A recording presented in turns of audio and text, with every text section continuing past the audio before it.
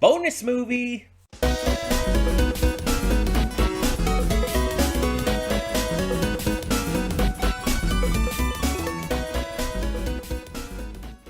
Hey everyone, welcome to Princess Gay. I'm your host Connie, and today we are here with Jiang Ziya. This is a bonus movie for this week that I just decided I wanted to do. No other reason. I just wanted to do this. This isn't a donation reward. It's not something that someone chose. I just personally wanted to do it. So, for those who don't know, this is the movie that was advertised at the end of Ne Zha. This is in the same universe, in the same continuity, and from what I understand, by the same people. I don't know a lot about Chinese mythology, so I don't know, what this is going to relate to and whatnot. I don't remember exactly what the trailer at the end of Ne Zha said about it, but I have been curious ever since, and that was just over 2 weeks ago now, 2.5 weeks ago we reacted to Ne Zha. But I've been curious ever since, and I don't want to have to wait for however long it's going to take for Ne Zha 2 to end up coming to streaming, to see something more from them. And I know it's 2.5 weeks later, you're still going to have to wait probably a long time. But it's yeah, but I can still watch this now. I'll obviously have plenty of more stuff to watch. I'll be fine, but I want to see this. And honestly, I wouldn't really be sure if anyone would request this or not. So I have chosen to just check it out on my own. And just have a little bonus reaction for the end of this week. Kind of making up for the fact that in a couple weeks here, we're going to have a break on the channel and not have any movie reactions that week, or any reactions at all. So a little bonus for you for that reason as well. So yeah, I don't know anything about this. We are watching in the original Chinese. I made sure to find that. That's the way I prefer to watch this. Just like with Ne Zha, it's nothing against the dub. The dub is probably fine. Might have some good VAs in it. Mike Pollock was in the dub for Ne Zha, one of the voices of Eggman in Sonic Boom and stuff like that. So that's pretty fun. But like I said, I'd rather watch this in the original Chinese, and hopefully this ends up being just as good, or at least close to, because with as many times now as I've seen Ne Zha, which is, I want to say around 6 or so. 5 or 6. With including the recent reaction posted by oh god, Sort of Stupid. I don't know why I was blanking. But yeah, including their recently posted reaction. Yeah, it's probably 5. But either way, I grew to adore that film more and more. I mean, I got a t-shirt, I got a sticker for it. So yeah, it's just, I adore that film. It's so good. But hopefully Jiang Ziya ends up being just as good. Honestly, if it ends up being better, I will be completely fine with that. That would be absolutely acceptable. So I don't know exactly what to expect from this, but we're gonna get to it and find out. Hold up just a sec. Before you click that link down in the description below to get to today's video, I want to remind you of all the awesome content we have both on this channel and the Princess of Gaming channel. Let's check it out.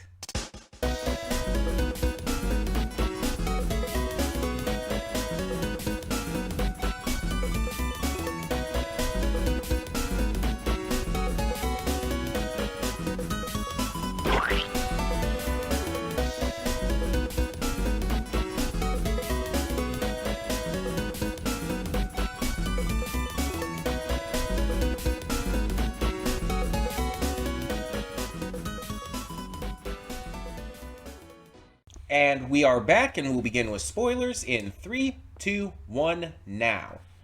So after looking it up, apparently the hooded guy at the end telling the story and everything was Shen Gong Bao. Um, what I didn't see if it was like a reincarnation or not. It wasn't clear. We saw Shen Gong Bao like looked like he could have died, but it was unclear. And when I went back and looked, it's like he looked a little different, to be fair. So I'm not. I don't know. Um, I don't know how all of that also works within this kind of mythology and everything. So I can't say. Um,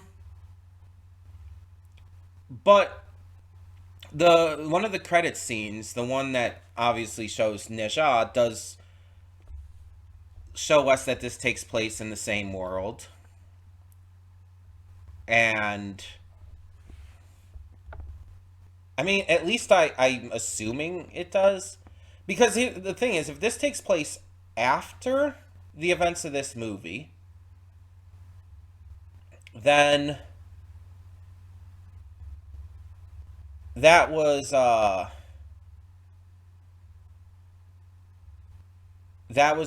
like I'm trying to think of like the order here.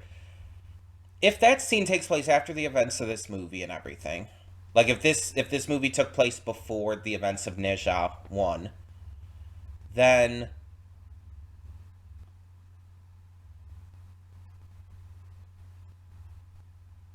I'm just wondering because Ao Bing was there, and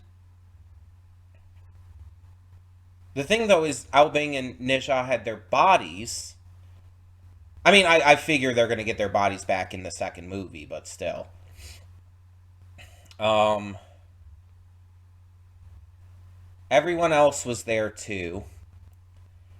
And mind you, there was that little bit at the end where it showed them all coming together, including both versions of Shen Gaobong, or Gong Bao, rather. And so if this is in the same continuity, they're the same character, then one is the incarnation of the other. I'm just trying to figure out exactly how this like connects, because I feel like it wasn't just like an Easter egg to just show like, oh, we're like still acknowledging how popular our first movie was and how well that was received, etc. Um, it doesn't feel like just that.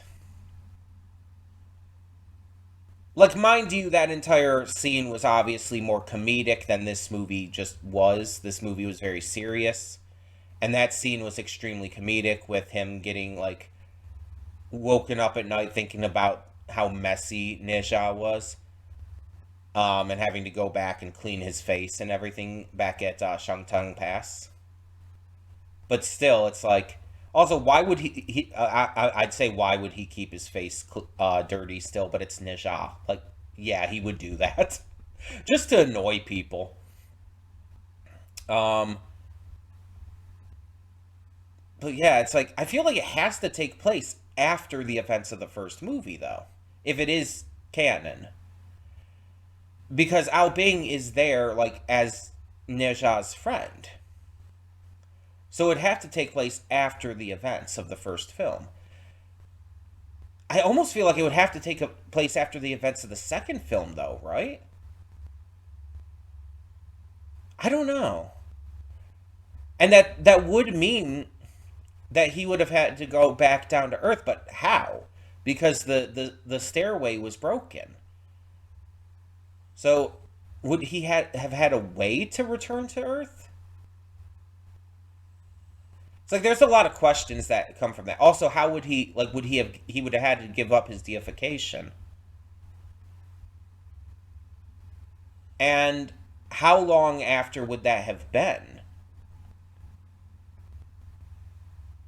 I feel like there's a lot of questions in regards to if that was actually just an Easter egg or if that was like canon. Like especially with Shen Gong Bao's different appearances and everything. I mean that could possibly be explained, but still. It really makes me wonder. But But this movie was really good. I would say it's not like really anywhere near as good as Ne Zha was. Ne Zha was like almost perfect, like really at the precipice of perfection for me. Um, but it's like this movie was a little bit lower than that. Um, the more serious tone, I think, cut it back a little bit for me, if I'm being completely honest. And I'm not like afraid of serious films, but it felt very serious and very heavy at times. And I wanted a little bit of levity in there. Um, we got like the tiniest amount with I can't think of how to pronounce its name. The spirit bunny thing, deer, whatever you want to call it. The dog. Yeah, it's just which apparently did get resurrected as a dog. So, yeah, that's another thing too. Both even though her spirit was killed, or I guess it wasn't really her spirit at that point still, but even though she was killed by heaven, and we know the dog died, both of them still resurrected. The dog as an actual dog this time, and her as this as a young girl now. I assume the guy she was with was probably her father. I mean, the older guy there. But yeah, it's just really interesting to think about. Because it's like the revered master got in trouble. Maybe that's why, because the revered master got in trouble and the grandmaster maybe made sure that they were resurrected. Maybe that's it. And the grandmaster was the god we saw in the first one, or in Ne Zha, right?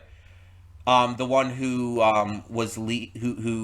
sealed and combined and separated the chaos pearl into the demon and spirit pills. The one who um, basically set everything into motion with Ne Zha, with that entire film. And we know in that Shen Gongbao was a good guy at first, but him being upset that he was passed over for this job is what caused him to turn. So I'm just really wondering how this all works. Um but yeah, I really like the visuals of this. It felt like it was obviously a very different movie. Ne Zha was like very comedy focused and very action focused, while this one was more of an adventure. I mean, there's still plenty of action, but it was more about like the journey and everything that these characters were taking and the reveals along the way. So it felt very different in that regards, even visually. But I do think that they improved, and this only came out like again like a year or so after the first Ne Zha movie. So that's actually pretty impressive that the visuals did still seem upgraded. Not like a huge amount, but still. I expect that Ne Zha 2 is going to be like notably better in terms of its visuals, considering how much longer it took. Also, there's this Deep Sea movie that I guess they did as well. Maybe I'll check that out at some point too. I mean, I am very willing. Um, but yeah, so we have we have basically this revered master being a piece of shit, let's be honest. And and Jiang Ziya kind of like figuring out that they're a piece of shit and basically being like, no, no, no. I don't like this. We're not going to do this shit anymore. And breaks away the connection between heaven and earth. Now, mind you, we know they can still travel between. I guess it's just a lot more difficult and a lot more disconnected now. If this does take place before... Again, the connection of when this takes place is like throwing me off. If this does take place before Ne Zha, we know from that movie that they can still travel between realms. But if this takes place after, and again, you have to question like when the main part of this story takes place, and then when the scene with Neja takes place. I got very excited by that. Sorry, like if I like got really loud there and everything like that. Just actually seeing my little baby boy in there, like just like yeah, that really got me hyped. I I didn't expect we'd see like anything actually in connection to that. At the most, once we're a lot of way through the movie, I thought at most maybe we'll see Shen Gong Bao in the form eventually that we see him in Neja. That was the most I would think we would get. But to actually get everyone, we got Neja, we got his parents, we got again Tai Yi or whatever his name is. I can't remember it at the moment, but we got all of them there. And the other Shen Gong Bao appeared for like the thank you for watching kind of situation. Um, but yeah, going back to this movie, the visuals were really fantastic. I liked the voice acting; all of that was good. I would be interested in hearing the dub, but I definitely want to react to this in the original Chinese. Um, I like the music a lot in this one, and the designs of like the different spirits and demons and stuff, especially the nine-tailed fox spirit was phenomenal. It was a great design. Probably my favorite nine-tailed fox design ever of all the different variations I've seen in media and art and whatnot. Like that was just really cool. And I like a lot with the story and character work how Jiang Ziya was like questioning everything throughout the entire film. It's like that seemed to be like a big theme about like questioning what you're told and everything. Don't just assume what you're told is right. Question it, think for yourself, and try to figure out what is the truth. Because from what we saw, his deification was of his own regard. He basically became a god on his own, not from the revered master and all. In fact, when he went up there after having already deified, they're basically telling him at that point, it's like, okay, kneel and you'll become the leader of the gods. 'Cause at that point, he wasn't considered by them to be a god, but he gained all that godlike power and everything, and like his appearance changed and all, which also makes the credit scene with Neja like confusing, unless he did give up his powers again. Um, but it's like it's so interesting to think about. I'm very curious as to like how the like original story for this goes. Um, that's very like interesting to think about. Because I'm sure like this like Neja have has been adapted in multiple like works and stuff. So I'm wondering like how does this compare to other versions? How does this compare to the actual original story? That's it's an interesting question, especially with the fact that it does basically shit talk the gods. Let's be honest.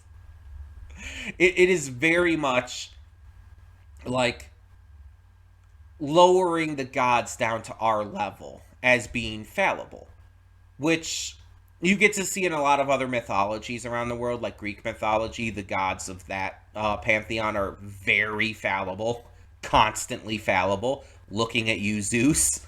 Um, but no, all of them are extremely fallible. It's like there's a lot of mythology where the gods are actually like very human, and they can very much make mistakes and everything. Like even the Christian God, the biblical God, like Jesus specifically, most notably, because in the biblical teachings, Jesus was not only fully God but fully human. We actually see like Jesus not necessarily make mistakes or sin or anything like that. But like Jesus gets angry at one point, flips the tables in the temple because of them using it for monetary gain. Jesus is almost tempted by the devil in the desert. But mind you, he manages to push it away. And so on and so forth. There are moments where like Jesus almost falters and Jesus shows a little bit of like not hesitation exactly, but and definitely I wouldn't say weakness is the right word.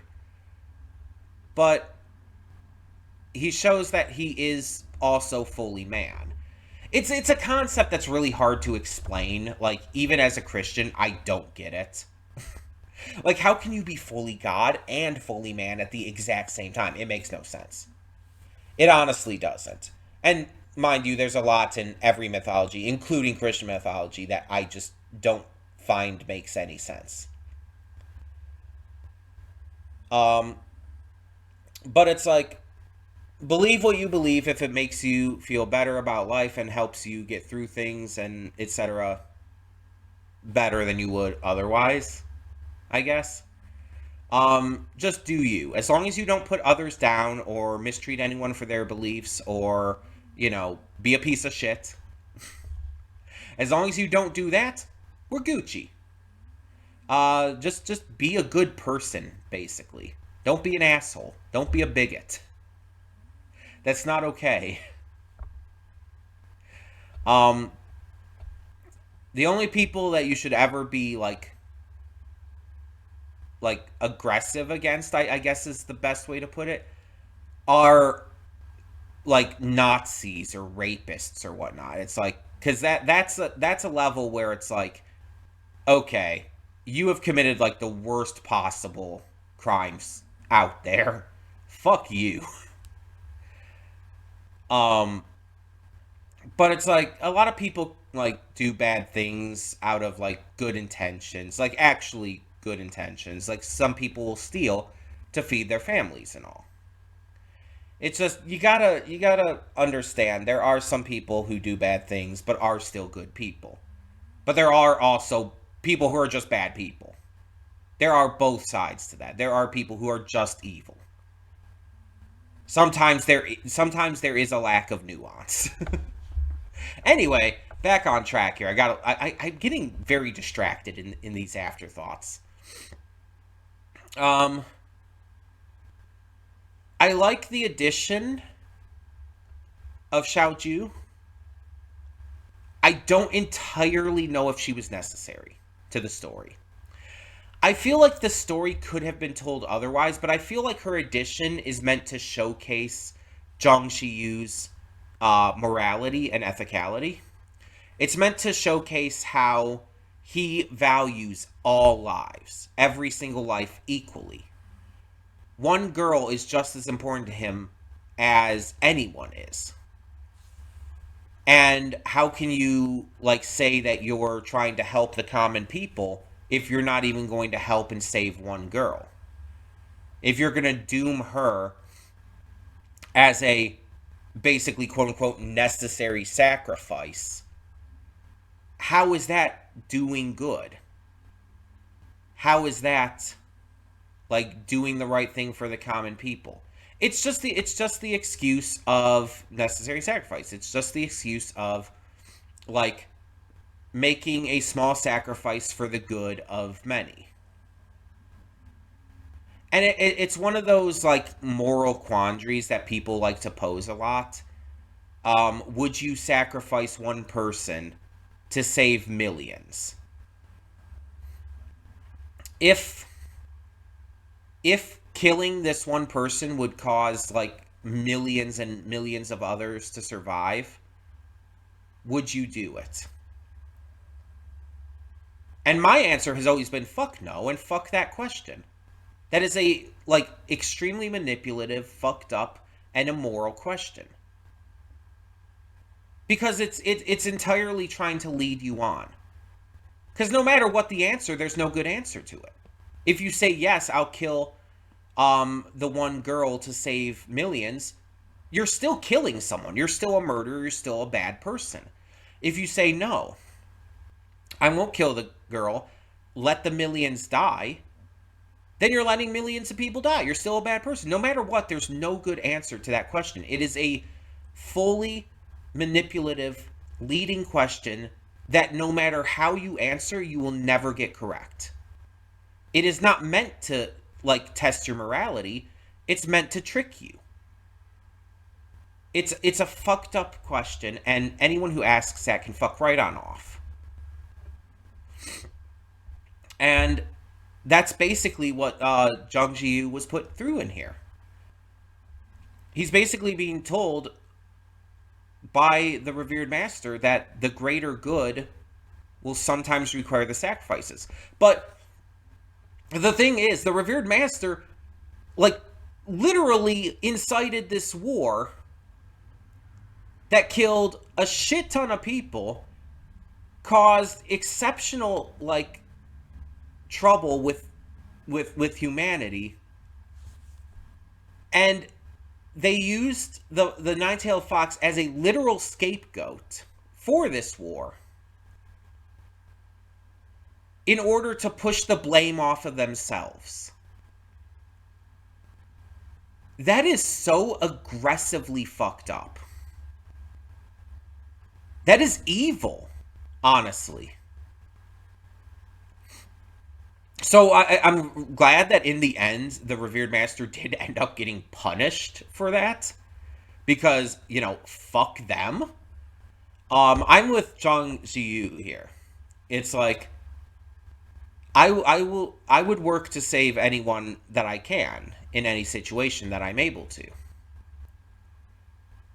Like, I'm not going to sacrifice one for the quote-unquote greater good, because that's, again, fucked up and stupid. I'm going to try and, like Senku from Dr. Stone, I'm going to try and save everyone. It's the right thing to do, to put all lives on equal value and to treat them all with that same level of respect and necessity. Trying to sacrifice one for millions or millions for one, both of those are bad answers. No, I'm going to save 1,000,001. I'm going to save all of them. That's the correct answer. And even if you can't do it, at least you're trying. At least you have the attempt. And that is the right thing to do. I mean, to be put in a situation like that anyways, again, is super fucked, but, you know. But yeah, I really like the action in this. I like the use of the powers and all. And I just thought this was a good movie. Not as great as Nisha, but honestly, I'm not surprised by that. I was hoping it would be as good as Nisha, but I'm not surprised that it's not for me. Because it's like, I feel like Ninja just seems more like my kind of thing, personally, in terms of its tone, its style, even the designs. Like, Ninja's design alone is entirely, like, my kind of character design. Like, the gremlin-ass smile and everything. I mentioned in that reaction that it reminded me of Nimona from the Netflix movie specifically, not the comic necessarily, but, you know, from the Netflix adaptation film of that. It reminded me of Nimona from that, and it's like, that is very much a good thing, because that movie was also phenomenal. And I kind of put those movies around the same level in terms of quality, personally. But this one, like I said, just a tiny bit lower. Like, I'd say maybe like an 8 to 8.5 out of 10, which is still very good. Like, that's still extremely positive. But when Neja is, like, pretty much 10 out of 10, it's like, yeah. I have no idea how the second one's going to be that much better, but apparently it is. And also, by the way, it kind of goes without saying, but just to make very clear here, no spoilers. Do not spoil me for Neja 2. Whenever that comes to streaming, I don't know when it's going to be. Maybe this fall. I want to react to that, and I want to be as spoiler free as possible. I'm not even watching the trailers. The only thing I have to go off of it is like the ending credit stuff for the first movie. Like, I'm not watching the trailers. I'm not going to watch anyone's reviews or anything. I am staying away from as much as I can. So, no spoilers, please. Um, that should go without saying. And I would say no spoilers for Deep Sea, I think it was called as well, the one that was hinted at the end of this. Because if that's already out and already available to watch, I might probably watch it at some point, so I don't want to be spoiled on that either. Um, but yeah, I really enjoyed this. I thought this was a like really great follow up for the I guess the same studio or some of the same studios because there's a lot. The opening credits to this, there's so many. There were definitely some that were the same as Neja though. And you could see that a lot of the style is very the same in terms of its visual 3D animated style. So yeah, I really enjoyed this. I'm very excited to see more from these companies, whether it be Deep Sea eventually or when it will definitely be Neja 2. So let me know your thoughts down below on Jiang Ziya, The Legend of Deification, I guess is the subtitle for it. Let me know your thoughts down in the comments below. And for now, I'm Connie and I'm signing off. Yes. See y'all next time.